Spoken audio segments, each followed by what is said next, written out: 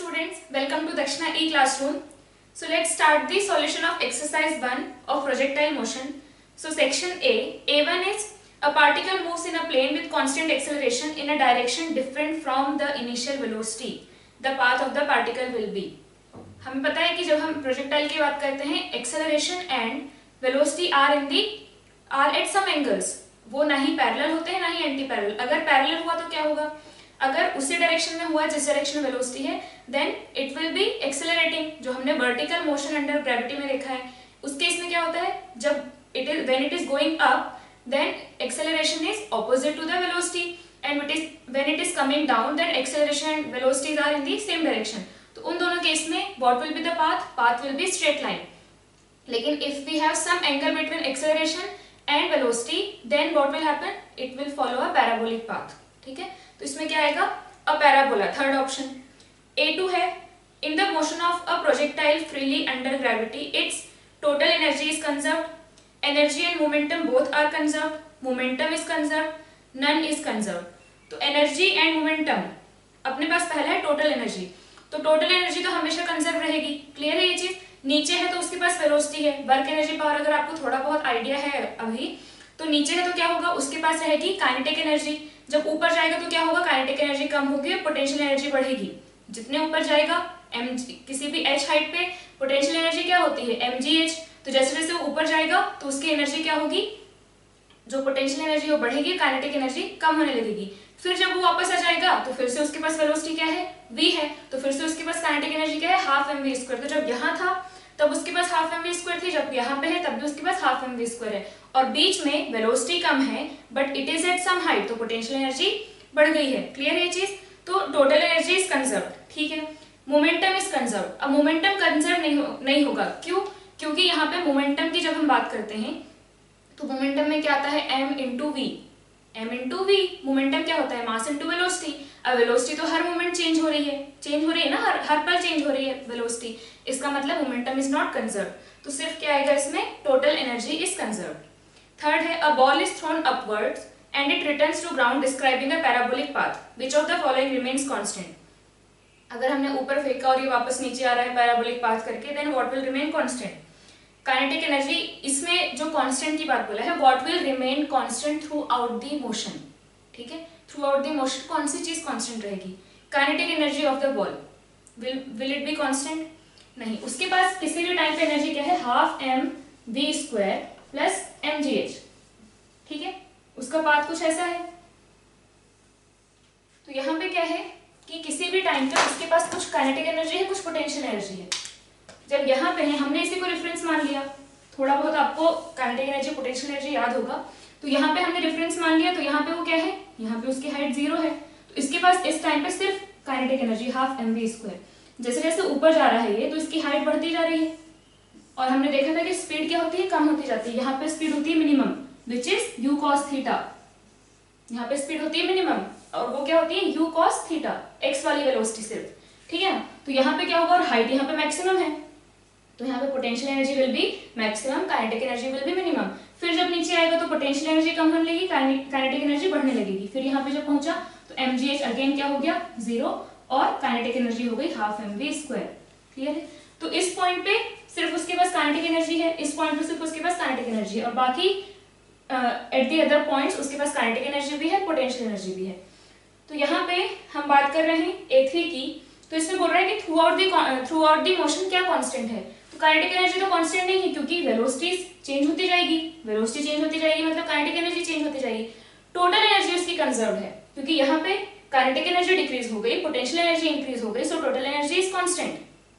ठीक है. बाकी इसका आपको वर्क एनर्जी पावर में हम और अच्छे से पढ़ेंगे. अभी इतना समझ लो कि यहाँ पे क्या हो रहा है, जैसे जैसे ऊपर जा रहा है वेलोसिटी डिक्रीज हो रही है, so kinetic energy is decreasing, लेकिन because it is gaining some height, तो पोटेंशियल एनर्जी इज इंक्रीजिंग. तो kinetic energy of the ball is not constant throughout the motion. Speed of the ball भी नहीं है, क्योंकि नीचे acceleration अगर है तो वेलोसिटीज तो कम होने लगेगी ना. यहाँ पे क्या हो रहा है, डिक्रीज होके u cos थीटा बची, और फिर इंक्रीज होके u cos theta i cap plus u sin theta j cap हो गई. इसका मतलब वेलोसिटी इज नॉट कांस्टेंट, तो स्पीड भी कांस्टेंट नहीं रहेगी. ठीक है. तो यहाँ पे क्योंकि मैग्नीट्यूड भी चेंज हो रहा है, अगर सिर्फ डायरेक्शन चेंज हो रहा होता तो फिर हम बोल सकते थे कि स्पीड कांस्टेंट है, बट यहाँ पे direction as well as magnitude both are changing. Horizontal component of velocity, is it constant? हाँ, ये क्या है, यहाँ पे भी u cos थीटा, यहाँ भी u cos थीटा, यहाँ भी u cos थीटा, हर टाइम पे उसकी हॉरिजॉन्टल जो वेलोसिटी है that is u cos theta, तो horizontal velocity will remain constant throughout the motion. Vertical component of velocity बिल्कुल नहीं, यहाँ पे है u sin थीटा और यहाँ पे क्या है, यहाँ पे तो v y is 0, y direction में वेलोसिटी है 0, तो आंसर होगा third. At the top of the trajectory of a projectile, the directions of its velocity and acceleration are। इस पॉइंट पे एक्सेलरेशन और वेलोसिटी का क्या डायरेक्शन है, g तो हमेशा, acceleration is g which is always downward, है ना, ऑलवेज डाउनवर्ड, तो यहाँ पे भी नीचे होगा, यहाँ भी नीचे होगा, यहाँ भी नीचे होगा। इस जगह पे वेलोसिटी कुछ ऐसे है, ये मैंने x वाली वेलोसिटी बनाया था, लेकिन जो नेट वेलोसिटी वो तो ऐसे है, यहाँ पे नेट वेलोसिटी ऐसे है, यहाँ पे नेट वेलोसिटी हॉरिजॉन्टल है और एक्सेलरेशन वर्टिकली डाउनवर्ड। तो वर्टिकली एक्सेलरेशन तो ऑलवेज वर्टिकली डाउनवर्ड है, लेकिन इस पॉइंट पे जो वेलोसिटी है वो क्या है, सिर्फ एक्स डायरेक्शन में है। तो क्या क्या बोल रहा है यहाँ पे, परपेंडिकुलर टू ईच अदर, हाँ क्या है ये, perpendicular to each other, parallel to each other no, inclined at an angle 45 no, anti parallel to each other no. क्या आएगा, perpendicular to each other. Velocity at highest point, velocity and acceleration are perpendicular to each other. A5, at the top of the trajectory of a projectile the acceleration is maximum minimum 0 g। ये question आपका पहले भी आया है I think. तो at the top of the trajectory of a projectile, शायद motion under gravity जो हम वर्टिकल मोशन पढ़े थे उसमें रेक्टिलिनियर में था, लेकिन उसमें क्या था, स्टेटमेंट दिया था।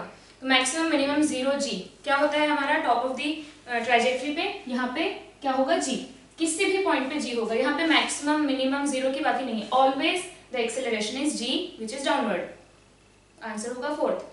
2 bullets are fired simultaneously horizontally and with different speeds from the same place. Which bullet will hit the ground first?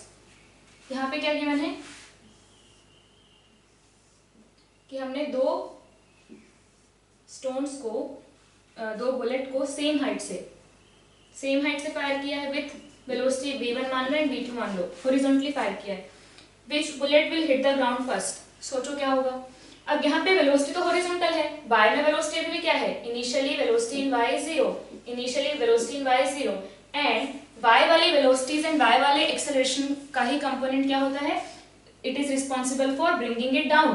तो एक बार जब ये यहाँ पे वापस आ गया, ठीक है, यहाँ पे जब आ रहा है वो इस डिस्टेंस को कवर करके आ रहा है, तो वही उसका नेट टाइम होगा, और वो किस पे डिपेंड करेगा, इनिशियल वेलोसिटी ऑफ y पे, है ना, initial velocity of in y पे डिपेंड करेगा। यहाँ पे अगर दोनों हाइट h है मान लो, तो क्या लिखेंगे, time is equal to √2h/g, और यहाँ पे भी टाइम क्या लिखेंगे, √2h/g, क्योंकि ये केस किसका हो गया, y में तो हम दोनों को ड्रॉप ही कर रहे हैं ना, x में वेलोसिटीज हम अलग अलग दे रहे हैं, तो क्या होगा, बस ये डिफरेंस आएगा कि ये थोड़ा दूर जाके जिसकी वेलोसिटी ज्यादा है, अगर मान लो v1 ग्रेटर देन v2 है, तो क्या होगा, ये हॉरिजॉन्टल में है वेलोसिटी, ठीक है, तो v1 ग्रेटर देन v2 है, तो v1 की वजह से थोड़ा सा दूर जाके गिरेगा, इसकी जो रेंज होगी वो इससे ज्यादा होगी, लेकिन टाइम तो सेम ही लगेगा ना, क्योंकि y में अगर आप देखो तो दोनों को हम ड्रॉप ही कर रहे हैं, तो दोनों का केस सेम ही है, u y दोनों का सेम है, a y दोनों का सेम है, तो टाइम भी क्या लगेगा, सेम लगेगा, क्योंकि दोनों सेम हाइट ट्रेवल करके आ रहे हैं, ठीक है। तो यहाँ पे क्या आएगा,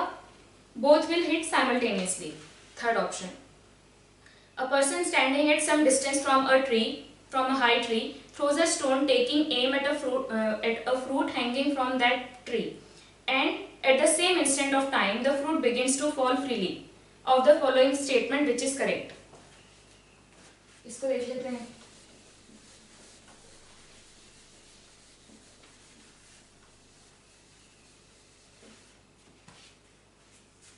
मान लो यहाँ पे ट्री है और यहाँ पे फ्रूट है, ठीक है, यहाँ से आपने क्या किया, एक स्टोन को प्रोजेक्ट किया। Which of the following statement is correct? The stone always remains above the fruit।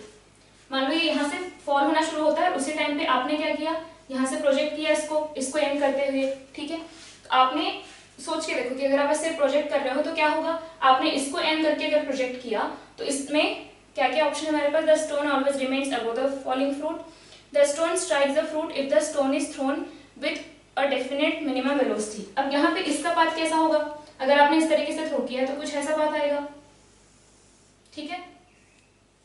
तो अब यहाँ पे हम ये नहीं बोल सकते it will depend the stone always remains above the falling fruit. अब यहाँ पे बोला है stone always remains above the falling fruit, तो यहाँ पे जब आपने ये ड्रॉप होना शुरू किया और आपने इसको फेंका, क्लियर है, तो ये तो अभी नीचे ही है ना, ये ऊपर से गिर रहा है और आपका प्रोजेक्टाइल अभी नीचे ही है, तो ऊपर जा रहा है धीरे धीरे, तो स्टोन तो नीचे है, इसका मतलब it is not all the time above the fruit, तो फर्स्ट ऑप्शन तो रॉन्ग होगा। The stone strikes the fruit if the stone is throne with a definite minimum velocity. हाँ, अगर हमने कोई ऐसे फिक्स्ड वेलोसिटी लिया, मान लो मैंने कोई कैलकुलेट करके सारा कि वो कितने टाइम पे, मान लो ये यहाँ पे पहुंचता है, जब ये इस लेवल पे जब ये पहुंचता है स्टोन, तो ये फ्रूट मान लो यहाँ पे पहुंच रहा है, इसका मतलब इसको भी यहाँ पहुंचना पड़ेगा, इसका मतलब मुझे कुछ फिक्स वेलोसिटी देनी होगी कि जब यहाँ ये फ्रूट यहाँ पहुंचे तब स्टोन यहाँ पहुंच जाए। तो कुछ ऐसे कैलकुलेट करके अगर हम कोई वेलोसिटी प्रोवाइड करेंगे कैलकुलेशन करने के बाद, एक जो रिक्वायर्ड वेलोसिटी है, तो हो सकता है कि वो उसको हिट करे। The stone moves below the falling stone, ये भी हमेशा ट्रू नहीं है, कभी ये ऊपर है और ये नीचे है, कभी ये ऊपर है ये नीचे है, हो सकता है कि ये यहाँ पे जा रहा हो उस टाइम ये नीचे निकल गया, पॉसिबल है ना, तो वो भी एग्जैक्टली हम अप्रोप्रिएट नहीं बोल सकते। The stone always hits the fruit, नहीं, अगर मैंने इतने कम वेलोसिटी दी कि ये यहीं पे गिर गया तो फिर कैसे हिट करेगा वो। आपने जब फ्रूट तोड़ा है, आम तोड़ा है पेड़ से, हमेशा टूटता है क्या, नहीं टूटता ना। तो इट इज पॉसिबल कि आप एक फिक्स वेलोसिटी, अगर आप कैलकुलेटेड वेलोसिटी दोगे तो हो सकता है वो उसको हिट करे, बट ये भी हो सकता है कि ना करे, ठीक है। तो आपको क्या देना होगा, एक कैलकुलेटेड वेलोसिटी देना होगा अगर वो उसको हिट कर रहा है तो। बाकी के 3 जो ऑप्शन है हमारे पास वो उतने अप्रोप्रिएट नहीं है। फर्स्ट वाला तो always remains above the falling fruit, वो भी गलत हो गया, थर्ड वाला भी गलत हो गया, और फोर्थ तो बिल्कुल ही गलत है ना, क्योंकि ऑलवेज हिट करेगा ये तो हम बोल ही नहीं सकते। तो ऑप्शन हमारा जो सेकेंड है वो करेक्ट होगा। इसके बाद है A8, a particle is thrown at an angle theta from the horizontal on earth surface with initial velocity u, then mark the wrong statement. Mechanical energy of the particle is conserved. Momentum of the particle is conserved. The kinetic energy is minimum at highest point. The momentum is minimum at highest point. क्या आएगा इसमें, highest point पे velocity minimum होती है तो kinetic energy भी minimum होगी and momentum भी मिनिमम होगा। तो थर्ड एंड फोर्थ करेक्ट है। Mechanical energy of the particle is conserve, पहले ही बताया था, हाफ mv² प्लस mgh हमेशा इक्वल रहेगा, नीचे सिर्फ हम हाफ mv², फिर थोड़ा ऊपर जाएंगे तो हाफ mv² कम होगा, mgh बढ़ेगा, लेकिन जो kinetic energy plus potential energy का सम जो है वो हमेशा कांस्टेंट रहेगा। और सेकंड क्या है, momentum of the particle is conserve, no, हमेशा वेलोसिटी का direction as well as magnitude is changing, तो फिर हम कंजर्व तो बोल ही नहीं सकते क्योंकि मोमेंटम में क्या आता है, mass into velocity, velocity is not constant, तो मोमेंटम इज नॉट कंजर्व। तो रॉन्ग स्टेटमेंट कौन सा है, second option. A ball is thrown at an angle 30 degree to the horizontal. It falls on the ground at a distance 90 meter.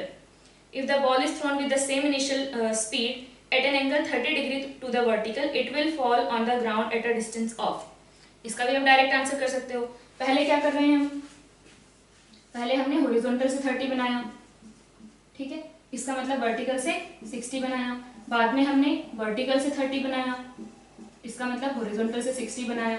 तो यहाँ पे पहले जो प्रोजेक्शन एंगल है वो 30 है, बाद में प्रोजेक्शन एंगल 60 है, तो 30 एंड 60 का सम क्या होता है 90, तो इसके लिए जो रेंज आएगी वही इसके लिए रेंज आएगी, ठीक है ना।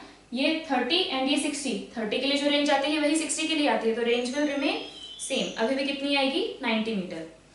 अ particle is projected under gravity at an angle of projection 45 degree.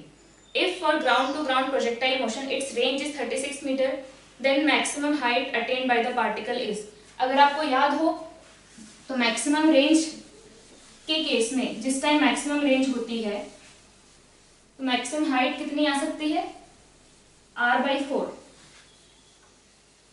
अगर आपको याद हो तो। बाकी क्या करेंगे, अगर थीटा इज इक्वल टू 45 है, इसका मतलब रेंज क्या आएगा, u² sin 2 theta divided by g, क्या आता है, ये हो गया 90, तो ये बन जाएगा u² by g, r is equal to u² by g, clear. और ये कितना गिवन है हमें, ये गिवन है 36। अब मैक्सिमम हाइट क्या आएगी, h max will be u square sine square theta divided by 2g।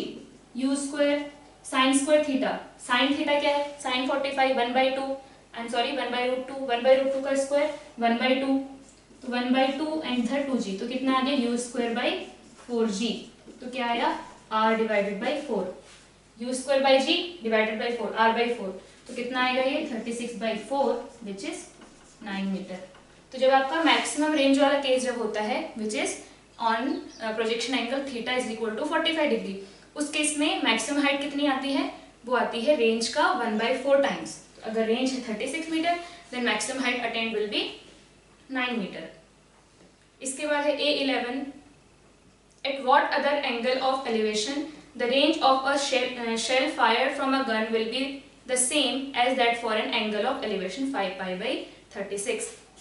आपको पता है कि अगर एक है θ1 दूसरा है θ2, तो दोनों का सम क्या होना चाहिए, 90 डिग्री होना चाहिए to get the same range. तो यहाँ पे क्या करोगे, θ1 आपको गिवन है तो θ2 विल बी 90 माइनस θ1, ठीक है। तो यहाँ पे हम लोग को गिवन है θ इज इक्वल टू 5π/36, तो θ डैश क्या जाएगा, 5/2 माइनस 5π/36, तो कितना आ जाएगा 13/36 पाई, कितना होना चाहिए 13/36 pi, option 3। Next, projectile from a tower, a stone is just release from the window of a train moving along a horizontal track, ठीक है, एक ट्रेन है हॉरिजॉन्टल ट्रैक पे जा रही है। The stone will hit the ground following straight path, circular path, parabolic path, hyperbolic path. अब जब ट्रेन जब जा रही है आगे, it has some velocity in horizontal direction, उससे जब कोई पार्टिकल को आप रिलीज करोगे तो वो किसकी वेलोसिटी लेके रिलीज होगा, वो ट्रेन की वेलोसिटी के साथ आगे बढ़ेगा, है ना। क्या होता है, जिस भी बॉडी से आप डिटैच हो रहे होते हैं उसकी वेलोसिटी लेके आप डिटैच होते हैं, आपके पास वही वेलोसिटी होती है जो उस बॉडी की वेलोसिटी है। तो मैंने उसको जस्ट अगर रिलीज किया तो क्या होगा, एक्स में उसके पास रहेगी ट्रेन वाली वेलोसिटी, और वाई में तो क्या है, वाई में कोई वेलोसिटी नहीं, क्योंकि ट्रेन की वाई में कोई वेलोसिटी नहीं है। सो बेसिकली जो स्टोन होगा उसकी वेलोसिटी होगी x में कुछ एंड y में वेलोसिटी विल बी 0। तो क्या होगा इसका पाथ कुछ ऐसा होगा, पैराबोलिक ही होगा, ठीक है। तो कैसा आएगा, parabolic path, third option. A bullet is dropped from the same height when another bullet is fired horizontally, a bullet is dropped from the same height when another bullet is fired horizontally, they will hit the ground one after the other simultaneously, depends on the observer, none of the above। तो यहाँ पे अब क्या है, एक को आपने drop किया, ठीक है, और दूसरे को आपने हॉरिजॉन्टली फायर किया। तो अब इसमें क्या है, जो x में जो y में उसको डिस्टेंस कवर करना है, ग्राउंड पे आ रहा है मतलब y में ट्रेवल करके आएगा ना, y में कुछ हाइट ट्रेवल करके आएगा। तो इसमें भी इनिशियल वेलोसिटी इन y 0 है, क्योंकि आपने वेलोसिटी तो हॉरिजॉन्टली दी है, और इसमें भी इनिशियल वेलोसिटी इन y 0 है। तो फिर से uy सेम, ay सेम, और y में जो हाइट कवर करनी है वो भी सेम, तो टाइम भी क्या लगेगा, same. So both will be falling या both will be hitting the ground simultaneously. क्योंकि x ने वेलोसिटी दी हो, x में वेलोसिटी सिर्फ क्या शो करती है कि आप कितना दूर जाके गिरोगे, कब आप अर्थ पे आके या ग्राउंड पे आके हिट करोगे, it depends on the y components of velocity, acceleration and displacement in y। Clear है ये चीज। तो इनिशियल वेलोसिटी y में कैसी है, 0, यहाँ पे इनिशियल वेलोसिटी इन y कैसी है, 0। तो दोनों को टाइम सेम लगेगा, बस क्या होगा, ये यहीं पे गिर जाएगा और ये थोड़ा आगे जाके गिरेगा। क्लियर है ये चीज। तो हमारे पास ऑप्शन करेक्ट आएगा second. A bomb is dropped from a aeroplane moving horizontally at constant speed when air resistance is taken into consideration the bomb falls to earth exactly below the airplane।